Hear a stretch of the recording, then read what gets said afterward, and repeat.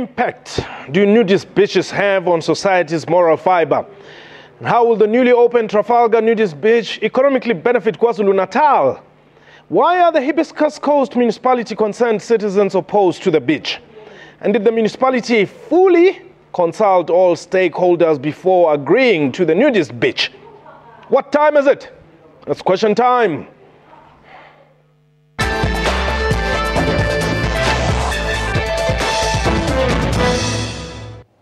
Hello and welcome to the show. My name is Mpho Tsedu. The Trafalgar Nudist Beach, the first of its kind to be opened in KwaZulu-Natal's Durban South Coast, saw thousands of Naturists Holidaymakers descending on it over the Easter weekend. The beach has elicited mixed reactions, with concerned citizens of the Hibiscus Coast Municipality vehemently opposing the existence thereof. They maintain that the area had not yet officially received final approval as a nudist beach, and they have threatened to approach the public protector to halt its operations. However, the Hibiscus Coast Municipality maintains all necessary procedures were followed, and naturists from South Africa and elsewhere are more than welcome to use the facility. But how is this beach likely to impact tourism in and around the city of Durban? A reminder that you can call us and air your views on the following numbers: 011-714-6841 or 6842 or 3. 714-6841, 42 or 43. Now, joining us from our Durban studios is Ronnie Nair. He is the spokesperson for Hibiscus Coast Municipality in Durban. On the line, we have Serge Pavlovic. He's the chairperson for the South African Naturist Association, and also will be joined by Dr. Ethel Phillips from the Kara Heritage. Perhaps let me just start with you there. As the municipality, obviously, some residents are saying you have not consulted. Did you consult fully? Hi, Mpho. Is that question directed to me? Yes. All right. No, definitely. Most certainly we have. We have definitely consulted. I mean, consultation will always remain a relative issue. The matter has been on our table for at least from May last year. And after it was accepted by the council, it was actually, we advertised for public comment and public debate. Personally, I have been to many of the izimbizos in those very areas where this issue was discussed. Admittedly, there was concern amongst those residents, especially in the rural areas. But I can assure you, when we discussed that at the izimbizo and gave it a full and objective explanation, in fact, the people clapped hand after the explanations were made. Okay. I like to interpret that as an acceptance of our resolution. What are the there will always that they are raising, remain those disgruntled individuals. Unfortunately, they will be there, and we will have to attempt to try and convince them that having this has much benefits to the economy of the Hibiscus Coast. Okay, what are the concerns that have been raised?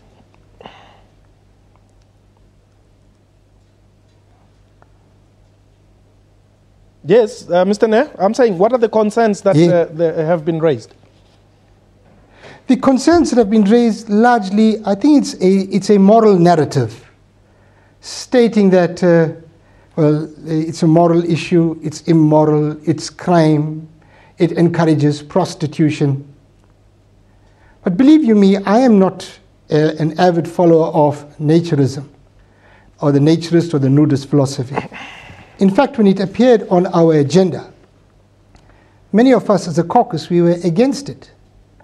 But there were some sharp and incisive arguments stating that we have to measure it against the Constitution. And when you do that exercise, there is no reason why we should or where we could have gone against that application, because everything we had done is within the law. Okay. We had examined it against every law. If you look at the Constitution, Chapter 2, Section 9, Paragraph 3, If you look at the laws around nudism, it states categorically that nudists are not prohibited unless they are provocative in society or in the public. Okay. There is an agreement that nudism as a cult can be practiced. So how do we find laws to stop this if it is within the framework of other requirements? Okay. The criticism, of course, is that crime, and we try to examine this.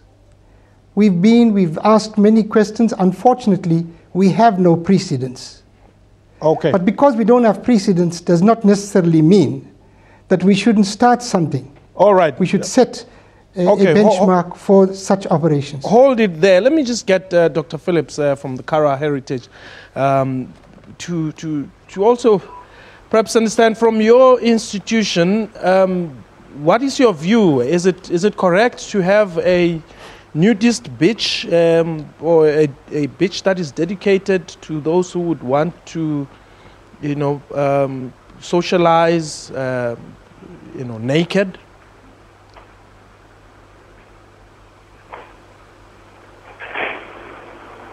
Dr. Phillips?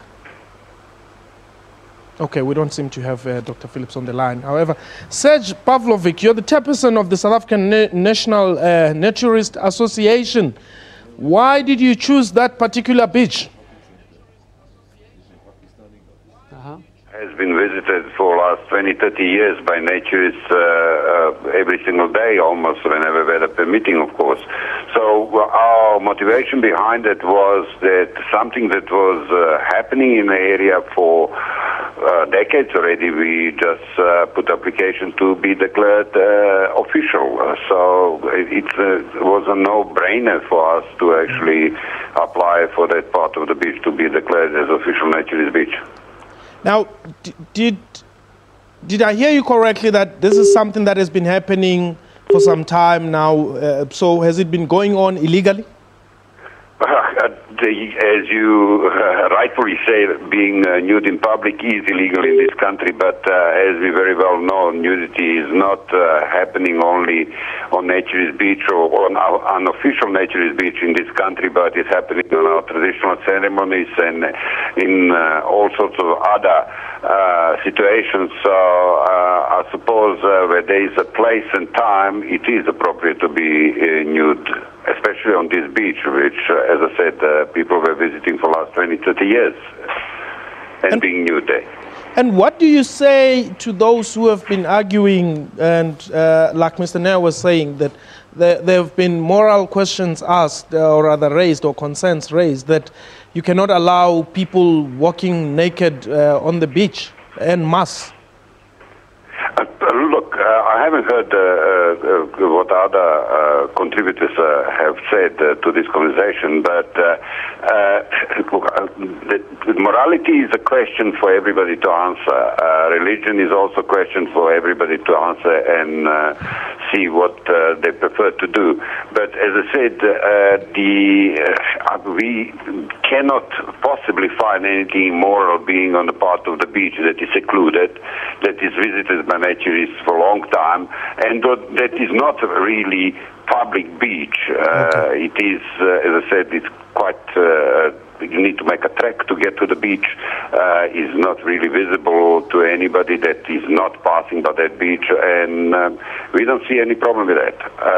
When it comes to Hibiscus Coast Municipality, when you put our application across, they have crossed all things they need to do by the law. They have had a public participation. They had a petition submitted to them, same as our submission. The other people have submitted their submission. They went even the extra mile, investigated further, without having to do certain things they have done, and I believe that they have made a very well and good and balanced decision to declare Pejati Beach as a naturist beach. Okay. Mr. Nair, I want to take a quick break, but when we return, please just share with us if indeed there's been any economic benefit, to opening this beach, but only after the break. This question time, please don't go away.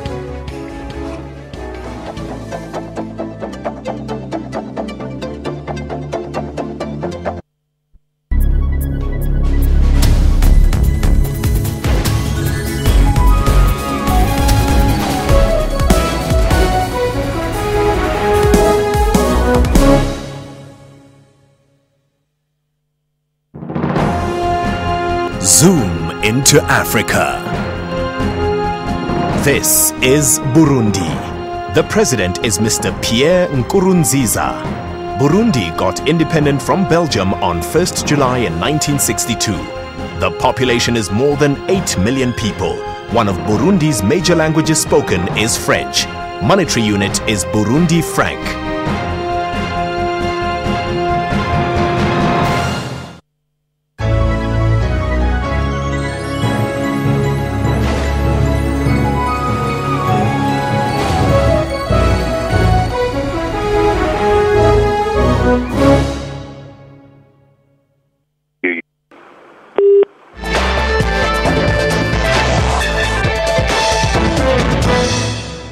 Welcome back. You're still watching Question Time. My guest joining us from our Durban studios is Ronnie Nair. He's the spokesperson for Hibiscus Coast Municipality. And on the line we have Serge Pavlovic, who is the chairperson of South African National Naturist Association. Now, Mr. Nair, let me just come to you. Was there any argument that said this beach is going to economically empower the local communities? Impo, I want to talk about, before I comment on that, you know, I think we must ask ourselves the question whether we want to criminalize society. Because if this beach has been in operation for 20 years, and Sandy Bay almost 50 years, and we are allowing something that's criminal to continue, is it better than regulating it? So that is why, that's one of the arguments, one of the very objective reasons why we felt that we should go for regulation of those beaches. But when I come to your economy, I want to give you the situation that we as Hibiscus Coast is in.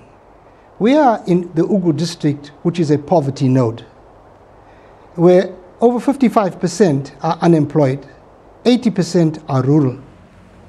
Under those circumstances, the NDP says that we have to make creative efforts in order to create jobs. But how are you creating jobs by allowing naked people to walk around?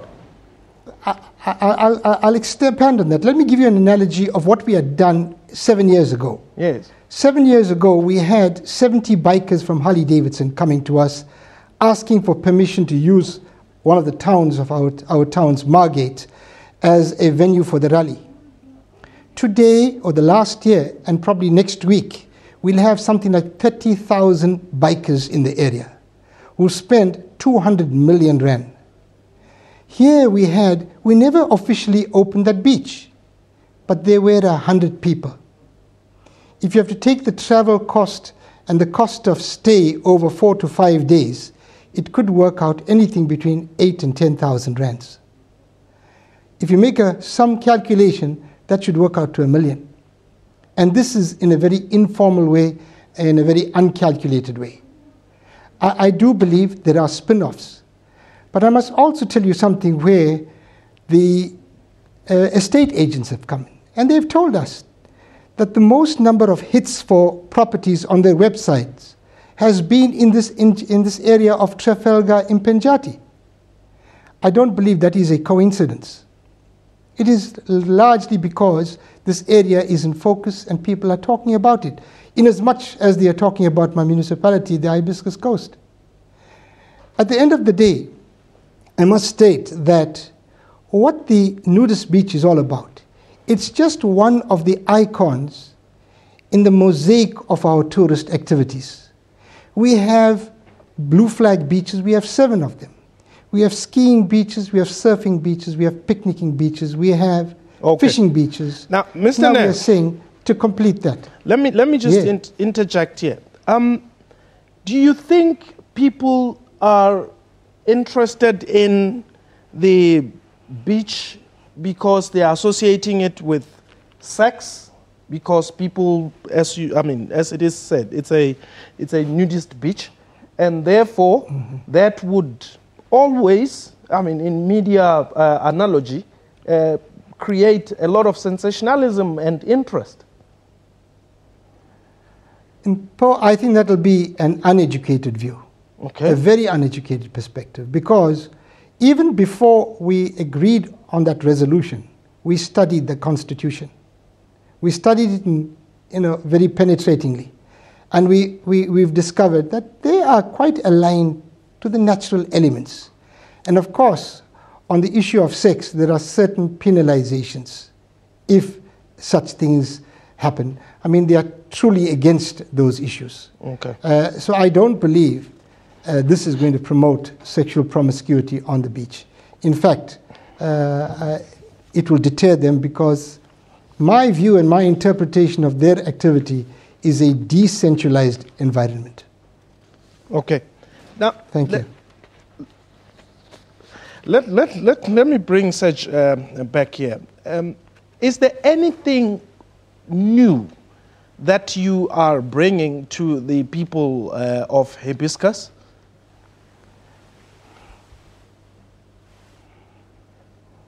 Okay, we don't seem to be getting Sej. Eunice, you are in Pretoria? Hi, Mpo, how are you? I'm doing very well. Thanks for asking. I'm good, and thanks for your show. You are really activating us. Thank you. Let me tell you, Mpone, in South Africa, we have got strict, heavy culture, not mild culture. It's just that people look at us in the superficial. Ne? They brought cigarettes before you were born. We agreed. They brought liquor, the bottle. It's stealing our people's money. We agreed. They brought pornography. We didn't agree. We just see it happening. Now they want to walk naked. Now the kids are getting more confused. How much evil must we allow from these people? Thank you, Mpo. I get tired. But Eunice, before you go, which people are we talking about here? Those ones who I see naked on TV. Okay. Sej, I think this question needs your response.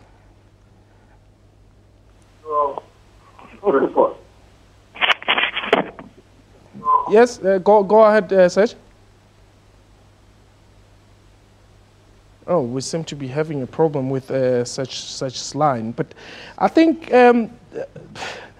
Mr. Nair, certainly, I think this is the attitude from a lot of South Africans, the moral question.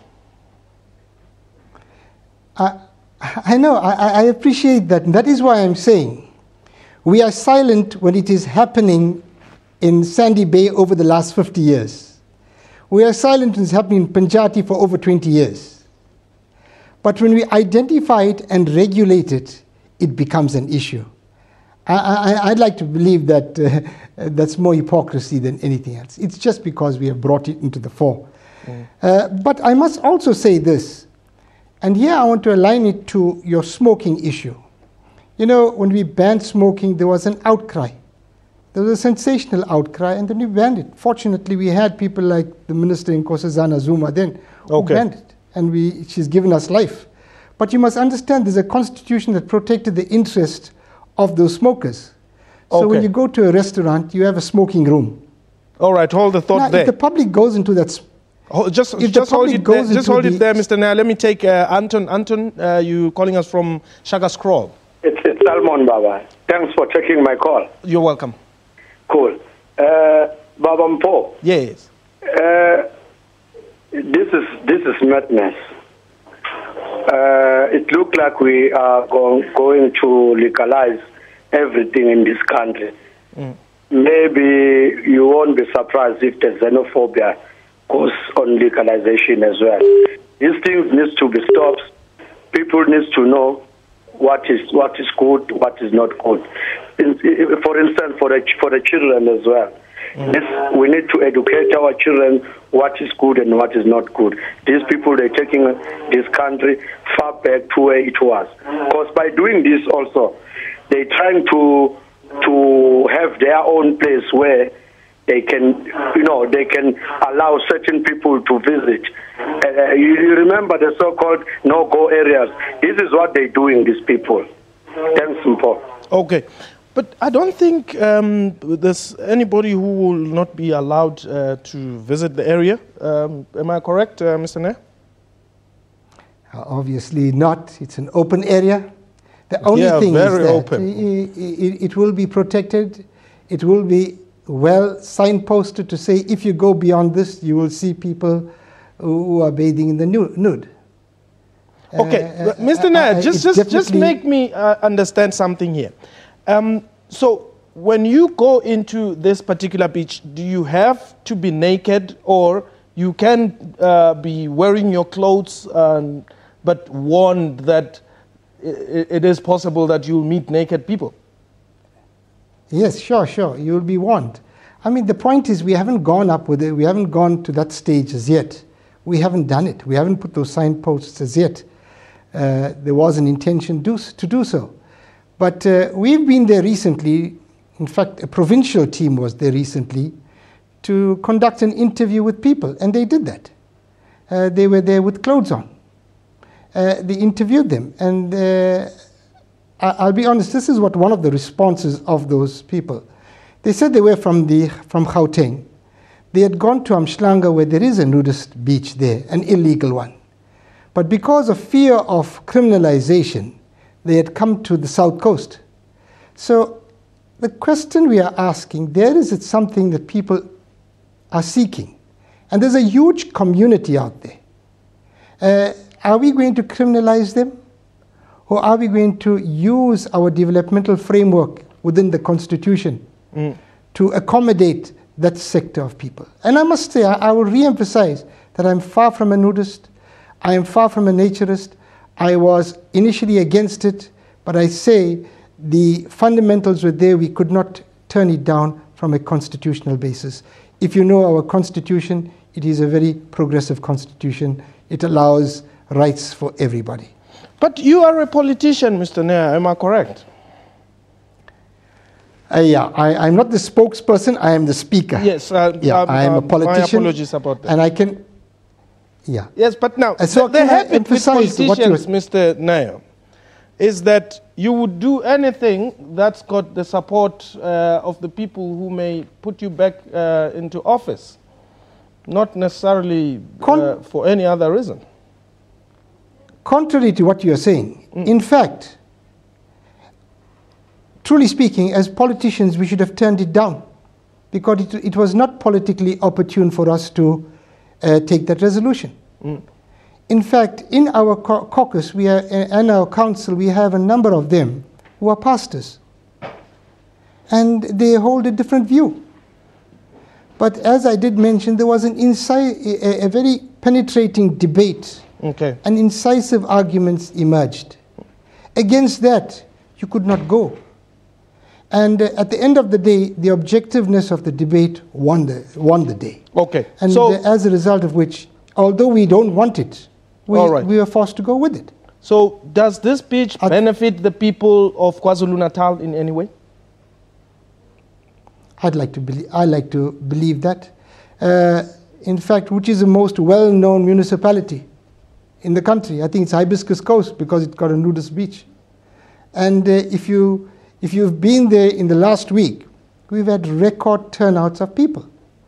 I don't believe that they've been to the nudist beach, but because it's being advertised as a beach, an area where there's a lot of beach activity. And you know, when we say don't have it, we must provide alternatives. If you know there's such a high level of unemployment, it is all right to say don't create a nudist beach, but what happens to the potential jobs that we can create? I mean, is there a substitute when you are arguing against it? Okay. I believe that we should create those jobs. And the jobs you're talking about, do this include sexual workers? Or sex workers, rather?